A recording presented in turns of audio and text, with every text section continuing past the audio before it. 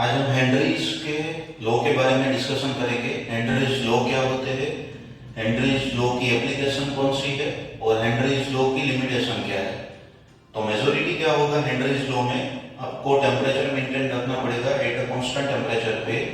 अगर आपके पास as a liquid as a solvent है, उसमें आपको gas as a solute dissolve करवाते हैं, तो उसमें डिपेंड्स कितना प्रेशर लगता है, based on the pressure this is the you have to measure with the solubility. For example, this is the one solvent. You have to add the solute as a gaseous particle. आपको solvent में gas, carbon dioxide, oxygen, nitrogen कोई भी gas dissolve करवाना है, तो अगर उसमें आपको प्रेशर कम देंगे तो उसमें सोल्युबिलिटी कम होगी। अगर हम प्रेशर ज्यादा प्रोवाइड करेंगे तो उसकी सोल्युबिलिटी बढ़ जाएगी। तो आपको just based on the solubility liquid as a solvent and gas as a solute लेना है। तो उसका लॉ के अकॉर्डिंग जितना भी पार्शियल प्रेशर है is directly proportional to mole fraction. Mole fraction it means number of moles of solute, means के carbon dioxide कितना डिसॉल्व होते हैं। अगर कार्बन डाइऑक्साइड ज्यादा डिसॉल्व होगा, प्रेशर ज्यादा अप्लाई करेंगे, तो अगर उसकी सॉल्युबिलिटी चेक करना है तो P is directly proportional to X। X is called as solubility और मोल फ्रैक्शन ऑफ सॉल्यूट। अगर आपको प्रोपोर्शनलिटी साइन रिमूव करनी है तो आपको KH as a constant put करना पड़ेगा। This is called as a Henry's constant. अगर आप ग्राफ प्लॉट करेंगे pressure, partial pressure versus mole fraction का, तो वो स्ट्रेट लाइन आपको मिलेगा और उसका जो भी स्लोप मिलेगा वो KH के अकॉर्डिंग मिलेगा। उसका यूनिट होगा बार। जितनी आपको सोल्युबिलिटी चेक करना है, टेम्परेचर जितना इंक्रीज करेंगे इतनी सोल्युबिलिटी कम हो जाएगी, because of it is depends on the solubility and pressure. Because of जितना भी आप टेम्परेचर बढ़ाएंगे इतना प्रेशर कम होगा और इतनी सोल्युबिलिटी कम हो जाएगी। That's why temperature in KH is directly proportional, but pressure and temperature on this condition they have inversely proportional. Now these are the application. First of all, which are used for the as a preparations of the cold drinks or soft water.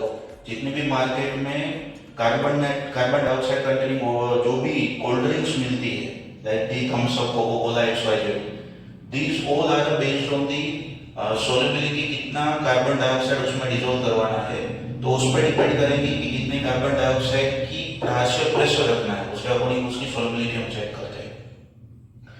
Second है scuba diver. जब भी सी level के bottom पे आप जाएंगे वहां पे pressure increase हो जाएगा तो सॉल्युबिलिटी इंक्रीज हो जाएगी। तो सॉल्युबिलिटी इंक्रीज होने की वजह से जब आप स्कूबा डाइवर सी लेवल बॉटम से जब अपर साइड आते हैं तब तक उसमें ऑक्सीजन की कैरिंग कैपेसिटी लो हो जाती है। इन दैट कंडीशन नाइट्रोजन की कंसंट्रेशन इंक्रीज हो जाती है। In that condition this disease it's called as a bends. They are highly toxic. Sometimes scuba diver are also dead in that condition. Scuba diver की death भी हो सकती है। तो उसमें जो भी सिलेंडर होगा, जो भी स्कूबा ड्राइवर लेके जाते हैं, वो सिलेंडर में मिक्सर करना पड़ेगा 11.7% हीलियम का, 56.2% नाइट्रोजन का और 32% ऑक्सीजन का। वो सभी का मिक्सर करके वो one type of cylinder prepare करेंगे और स्कूबा ड्राइवर वो यूज करेंगे।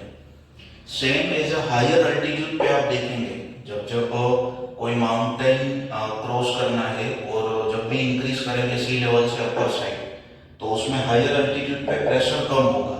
अगर प्रेशर कम होगा तो ऑक्सीजन की सॉल्युबिलिटी कम होगी, तो ऑक्सीजन कैरिंग कैपेसिटी बॉडी में कम हो जाएगी।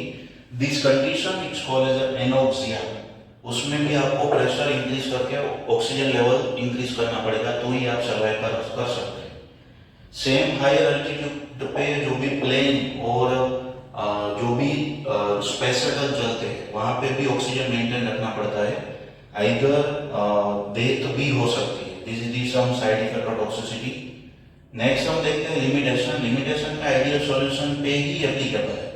जो भी आइडियल सॉल्यूशन होगा मींस के टेम्परेचर प्रेशर आपको एज अ नॉर्मल कंडीशन के अकॉर्डिंग रखना पड़ेगा। 25 degree to 30 degree as a normal temperature, 1 atmospheric pressure, this is the normal condition. If you have to increase the temperature of pressure, in that condition this law is not applicable. Next one is association dissociation. कोई भी solution में अगर ions का dissociation हो जाएगा और association हो जाएगा तो in that condition Henry's law applicable नहीं है. Next, enthalpy does not change. Either starting में enthalpy कम है और जब भी आप एसिड का गैस पास करेंगे, हाइड्रोक्लोरिक एसिड गैस पास करेंगे वाटर में, तो उसमें एंथैल्पी का चेंजेस हो जाएगा। तो वो कंडीशन में एप्लीकेबल नहीं है। नेक्स्ट है not react, solvent plus solute can not react together. Solvent plus solute आपस में रिएक्ट नहीं करना चाहिए, just they have soluble in the solution. In that condition they increase its solubility or they have maintained according to Henry's law. These all are Henry's law containing detail.